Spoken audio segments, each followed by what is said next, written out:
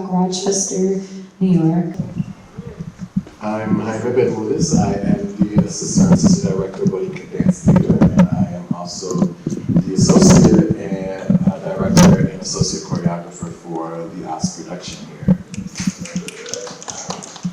Good evening, my name is Brittan Hardgers. I'm the President and Founder of Next Generation Men of Transition. I am also the Upstate Community Organizer for New Pride Agenda. And on top of that, I am the Gender Patient Support Officer for the University of Rochester for transgender and non-binary folks. So as you can see, this is a fabulous panel, but I also want to say that more than that.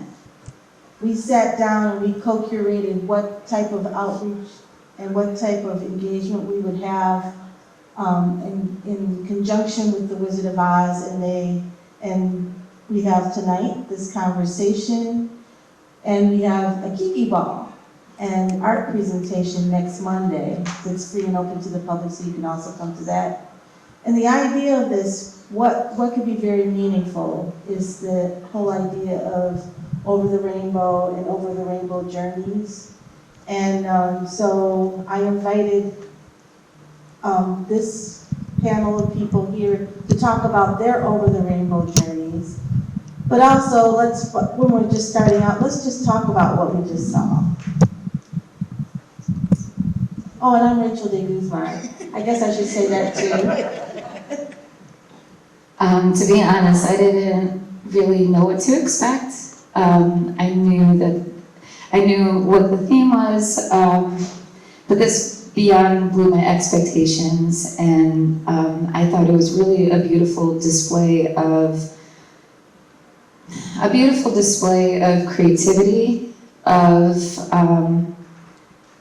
those underlying themes, that are so powerful, especially for the LGBTQ+ community, for the essence of finding home within. And I just loved it. I don't know, it's probably not the most poetic, but I really thought it was really such a creative, beautiful production, and yeah. I'm gonna be honest, I cried. Like, I teared up, and just as, like folks are just saying, like, I didn't know what to expect. Like, I had heard about the play. There are folks that have been around that have seen this play already 2 and 3 times. I did not know what to expect. And it was very uplifting to see authenticity, to see transparency, and to see self, like, really resiliently, like, through the work that we just saw. So for me, to be able to stand on why I do the work, there's so many times that, like, the community work can become so frustrating. It makes you want to throw in the towel. It makes you want to be selfish. But this is my home. Rochester is my home. And to know that there is no place like home, because the things that we build and we birth here are unspeakable. So to be able to see this production, I was able to see myself, the work of my colleagues, the work of each and every one of you as community members. Like, there is no place like home. But also for me to share this evening with my grandmother. My grandmother is my home. I take her everywhere that I go. Like, she is amazing. I think the diversity, if anyone didn't take anything from me, it was the diversity. There was no one on this stage that looked like anyone else. You couldn't compare them to anyone else. And those are all of our homes. Those are all of our chosen families. So to experience this in my home, with my home, was life-changing for me, and just reminds me why I continue to do the things that I do. I would say that as the associate of this production, this was a journey, and being able to see what we started out with, and then come to each production afterwards and see community to continue to build on the stage, because what we saw tonight is not the same thing we saw at Queen Night, and it wasn't the same thing we saw during previews.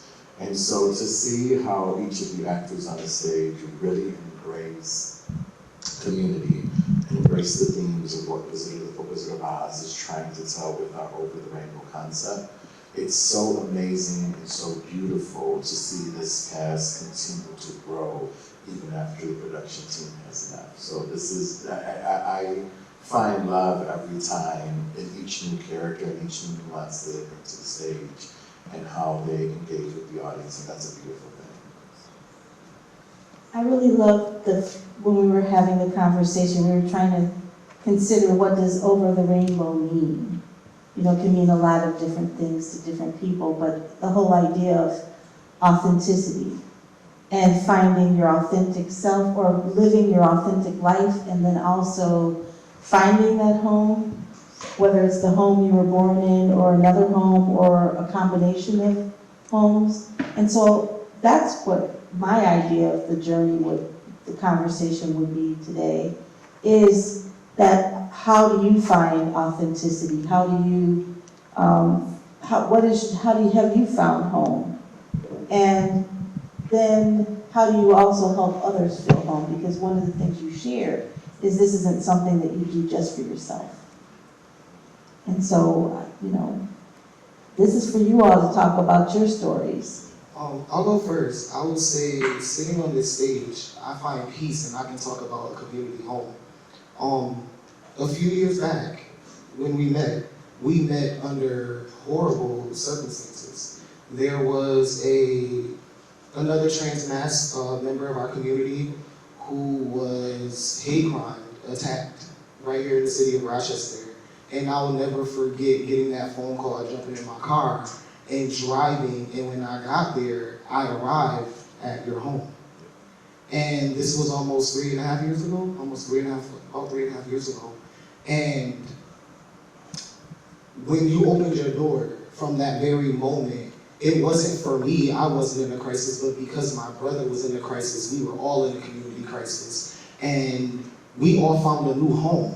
We found a new member of our community. Like, it kind of makes me emotional because you just don't ever know. And when we talk about like over the rainbow, like, I'm so thankful that I don't have to live up under the rainbow. Like, I'm thankful to live and breathe and be a proud Black trans masculine person and to be visible in my skin, and also to be able to know that I'm never by myself. I will also say, like, I'll never forget, like, when I met Ms. Guzman. Like, I won't forget ever, because it was community. It was Brittan, like, we're creating a project and you have a story to tell. And that story, for so long, I kept to myself and I hid it inside. And to have a voice and know that my voice empowers, changes, strengthens, encourages people to truly be themselves in ways that they have been building. A lot of us have been building exactly who we are today up under the rainbow.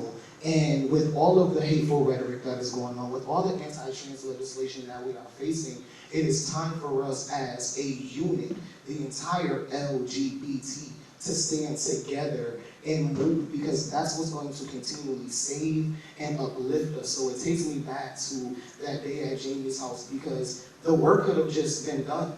Like, hey, you know what? I don't want this to happen to me, and I'm just not gonna be involved. But from that moment, as a community, we learned how to take each other from surviving to thriving. And now in everything that you do, I know that you are beyond an ally. You are beyond a safe space. You are an accomplice, and you're ready to go down with me, but come up with me, because that is what's life-changing to our community. So the work is very important, and I think that it's important to believe in yourself. I never realized how much courage I had to be myself and what I had to find within myself, but to do it non-selfishly, I now provide courage to my community. When I think about growing up and feeling like I was misunderstood and I didn't have a place in society, it was heartbreaking. But to now know that the love that I needed, I found, and now I share. When I think about if I only had a brain, we live in a world where we are taught to live by stereotypes. We are taught to be like everyone else. But being a strong-minded person and having a strong grandmother let me know that I didn't have to think like anyone else, that I was destined to break barriers, to change lives, and to break stereotypes and cycles. So when I think about each and every one of those characters, and then going back to Dorothy, I just want to go home. Home is what we create. And I say that first as a Black person, because this has not always been my home, because it wasn't the home of my ancestors. We have made this our home. And no matter how folks have tried to divide us, we stand on top of the rainbow and share rainbows so that folks have the ability to thrive. Like, I stand on thriving, and I'm so thankful for everyone that sees this production. You have to remember that you are Dorothy, you are the lion, you are the Tin Man, and you are the Scarecrow. And that is what's life-changing. Like, find yourself in each one of those characters, live in those characters, water those characters, and trust exactly who you say you are, but also who the person says that they are sitting next to you, because you do not know how life-changing that is. I'll continue with that story since Brittan introduced how we knew each other. I can go back and tell you a lot of the trauma that was in my life, and I can go back and tell you that a lot of people will associate my queerness to the trauma that I've been through. And that's not accurate. I can go back and tell you at the age of 5, watching my mother and her sisters get ready for the club, listening to the Pointer Sisters, I'm so excited, and me watching them put their makeup on, and when they left, trying on lipstick and trying on the shoes. I was fine. I can remember being in trouble for wanting to wear plaid and stripes because I had a fashion sense at the age of 6 years old.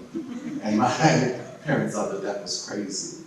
So my queerness has always been something that has been innately a part of me. But I didn't get to share my queerness until I was 41 years old, 3.5 years ago. We're not going to talk about my age. We were at the height of Black Lives Matter. And my sibling, who I fought for custody of because, again, I can talk about the traumas that we went into, but I'd rather talk about my story. And I didn't want my siblings going through what I went through. So I did one of the hardest things, which were go up against my parents for custody of my younger brother and my younger sibling, who is now a trans child.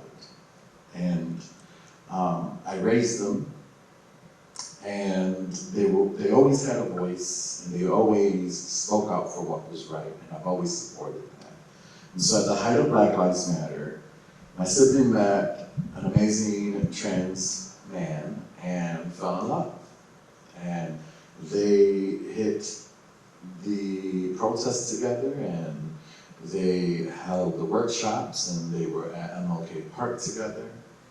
And one day they were at my house, and a friend came over, and they went to the corner store to grab something to drink. Still a hard conversation to talk about. When you see your babies come into the house, let it be in. And there is nothing you can do. I squared up with 15 men on the block that day, all drug dealers. And I didn't know what to do. And my friend was asking me, what do we do? Because my sibling's partner was bloodied and just beaten. And so I said, call Gatekeeper. Now, if you worked in Rochester, you know who Gatekeeper is. If you didn't, that's your homework. They live in New York City now. In 5 minutes, I had 50 people at my house. Brittan being one of them. Walking the streets where the cops would not, trying to find the individual that harmed my sibling's partner. We had nurses and doctors that were able to deal with trans individuals, but when my sibling's partner got to the hospital, they had a broken jaw, they had a broken eye socket, They had broken teeth. Cuomo sent someone out here, a special unit, to be able to find these individuals, and they did. We lived a life in fear for a whole year, wondering what was going to happen to this individual, because they were connected to some really big drug dealers. My siblings ended up in a safe home and ended up leaving back to New York City. That summer was my birthday. I turned 31. And the theme for Pride in New York City was liberation. And I had been surrounded by such an amazing community. They came to my aid and to my baby's aid and presented themselves. And I said, this is my family. Because we grew up not being able to talk about our differences. Not in a Christian home, baby. Not in a Spanish Christian home at that one. This was my family. And at 41 was when I said, I'm a queer boy, whatever that looks like. And this is my liberation. And so being able to work on this production was my thank you back to a community that gave me so much in the midst of losing or almost losing something that was special to me. You will never know what it's like unless you have been there. It is still a trigger and a trauma. But being able to do productions like this, and being able to fill the audience in a stadium or a studio or a theater and have them listen to our stories and realize that there is a lot more to us. I think of Crystal LeMay when she walked off the stage during Queen and said, that's right, I'm showing my colors, and I have the right to show my colors. And from Crystal LeMay, she created what was called House Ballroom, where there was home for any queer child that was being displaced, thrown out, and a culture was created. You saw some of that in the Vogue and the whacking of Mr. Brains on stage. You saw them in the Crack of the Fan and Oz. Those things, to share those things and create a better vision of what home really means. Because we walk around thinking that home is what we are born into, and all skin folk and kinfolk. And sometimes we recognize that we make family in places where we have never thought family could be.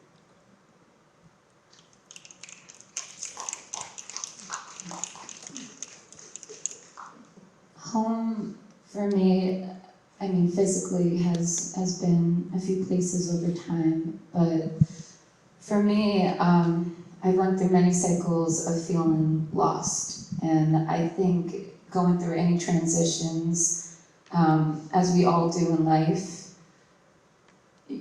we all experience that to some degree, and maybe heavier for others. And when I came into Rochester 16 years ago now, which is incredible to think of how much these past 16 years have taught me, how much I've grown in the past 16 years, and how my Over the Rainbow was really coming into my own as a woman, as a musician, as a professional. My work with Girls Rock really changed my life. And it was, out of those 16 years, I lived 12 of those years within the programming that I do. And I work with a lot of transgender children. We give a home and a place for kids to creatively express themselves, a safe place where they can be who they are and be given tools and resources where they can channel these heavy emotions and these traumas, and to take it not to the streets, but to take it someplace healthy that's nurturing and that's going to help them through those other traveling transitions which we all will continue to face as the next cycle approaches. For me, home is all those themes that we witnessed tonight. You know, it takes mind, heart, and the courage to embrace your authentic self, to embrace all your flaws, your quirks, those pieces of your stories that maybe you want to shy away and hide from, but all those pieces that brought you to your place of safety today. And for me, that is what home is. Home is community. What I love about Rochester and what has kept me here that long and still continues to keep me here is community, is music, is the family I built within the music community, the family that I'm continuing to build, and those people that continue to inspire me. And you guys got me all emotional. Those children that have those children that need to know that there is hope and that it's okay to be who they are, no matter what politics say, no matter how ugly this world could be. It's okay to be who you are. And at the end of the rainbow, those beautiful colors will shine more vibrantly than ever.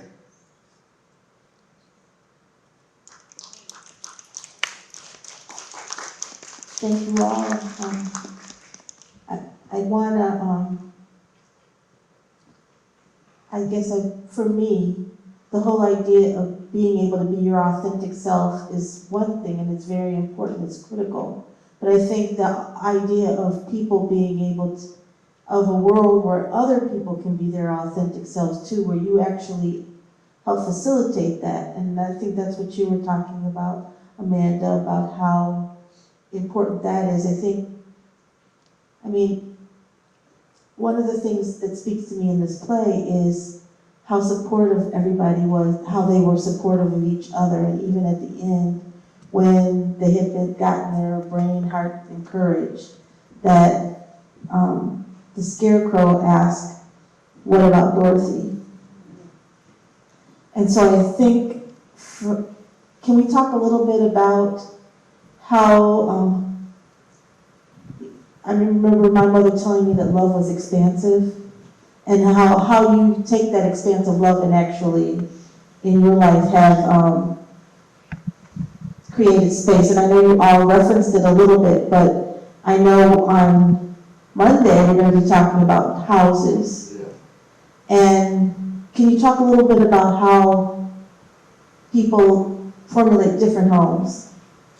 So, with the idea of how Bauhauses are created, it was a way of creating a space for young children, specifically BIPOC children that were being displaced from homes, right? And when I take into consideration what that looked like, I take into consideration my own person as an artist and my own displacement, and wishing because, I grew up in a very strict, Pentecostal home, wishing that I had the courage to run away from the trauma, but you are placed in a situation or indoctrinated in a situation where you can't run.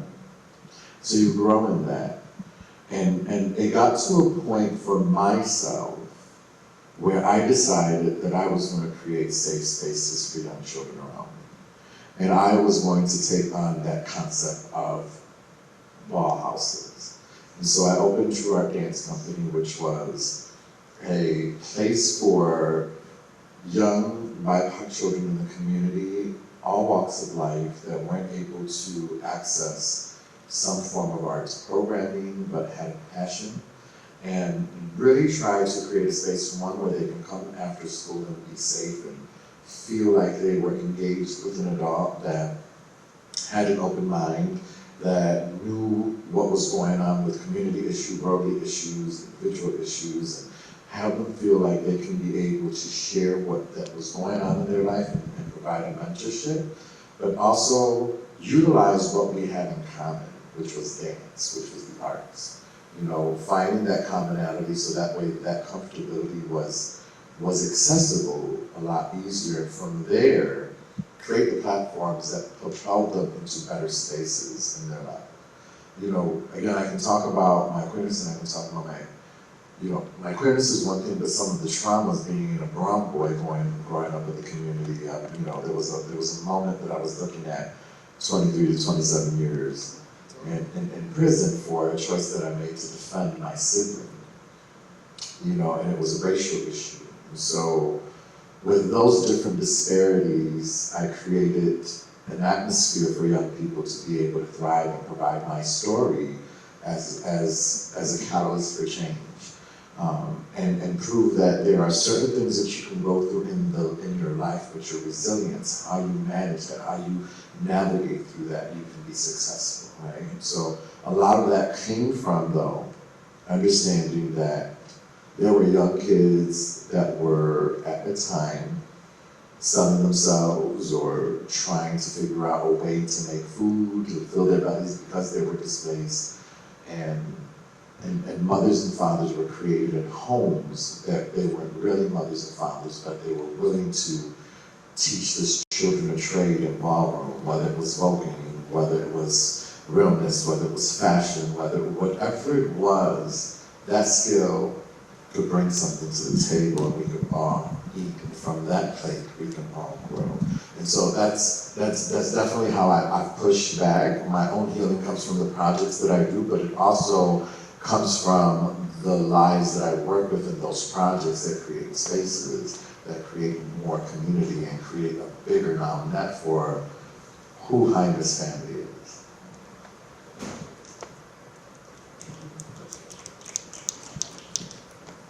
For me, I created a yellow brick road, to be honest. About 6 years ago, I knew that I was not the only black or brown trans masculine person in the city, but at that time, there was no visibility. So I created an empowerment photo shoot. I created a flyer on Canva. It was like, hey, if you are black or brown, like you're a trans mass person, like, hey, come put on this hoodie that says, I chose me to survive. It was a slogan that I started. And we all got together and took some pictures, and that moment changed history in Rochester for black and brown trans mass folks. There was no support system for black and brown trans mass folks. There was no visibility. So I created that yellow brick road, and I'm thankful that folks trusted, just like the Tin Man and the Lion and the Scarecrow. They trusted Dorothy.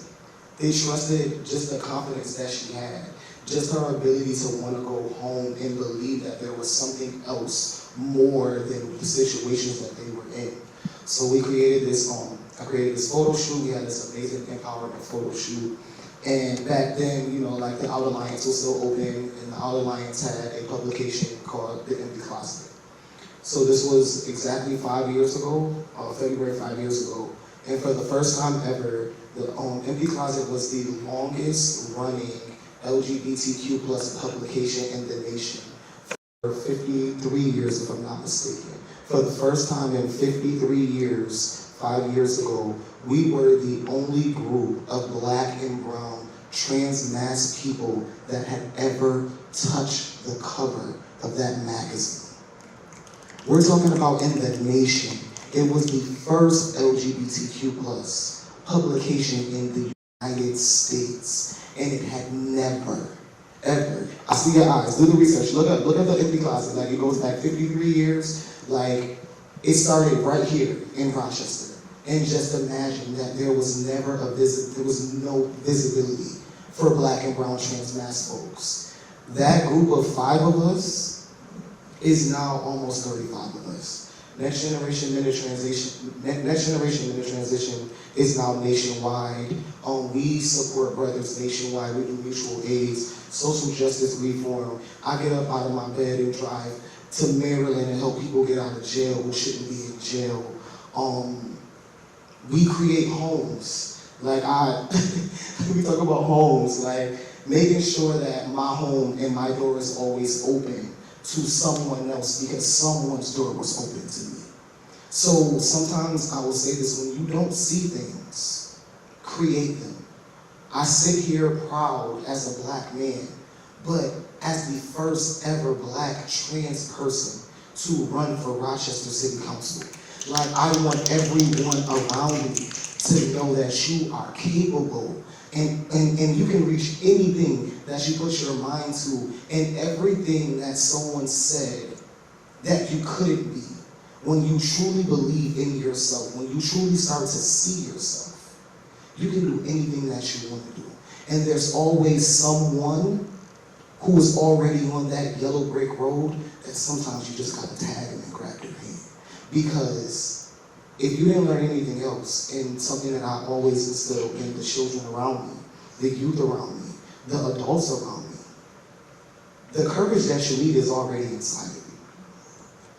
The heart that you need is already inside of you. The love that you are looking for is already around you.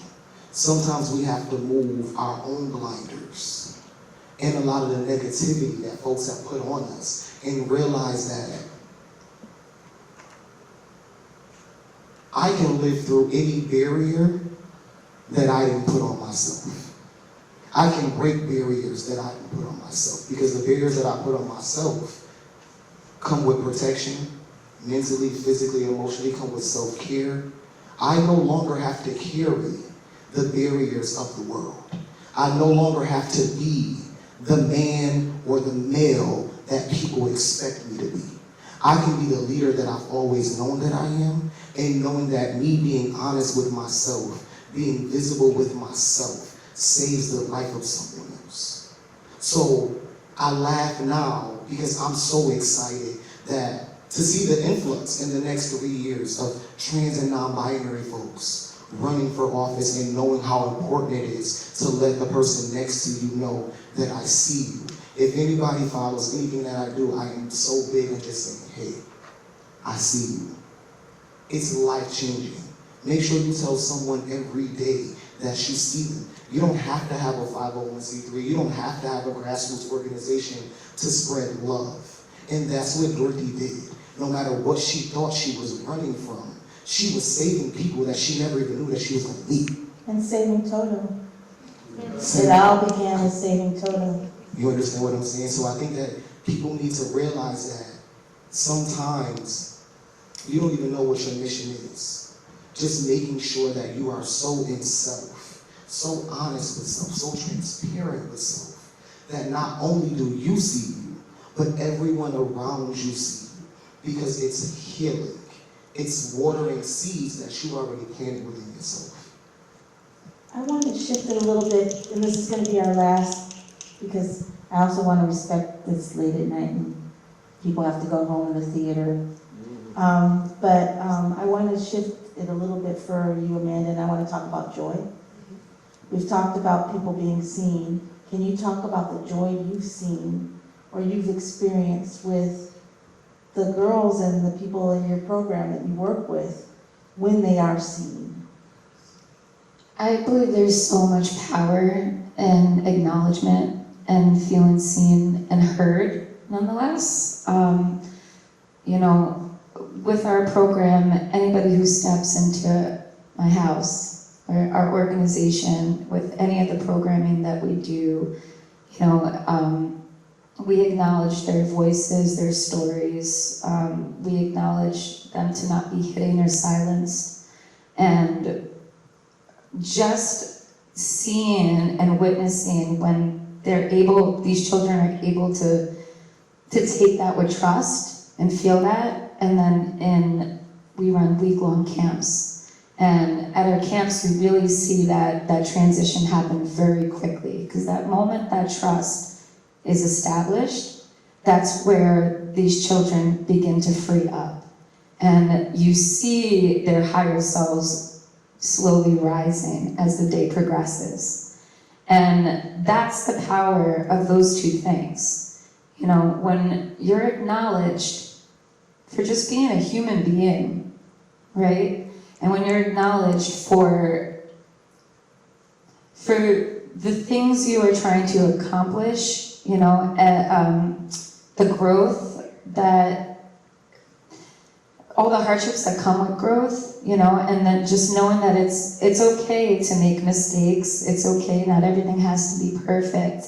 When you see kids letting that go and just being, without feeling that fear of judgment, of being ridiculed, of being displaced, that's where those true selves really start to shine. And that to me is the most rewarding thing that we do within our program. And it translates back to the mentorship that we provide, because I'm surrounding them with good examples of beautiful human beings and souls that are there to help them. But in turn, you see how we help each other, and that it's a two-way street, and that it doesn't matter what age somebody is or what level of experience another has.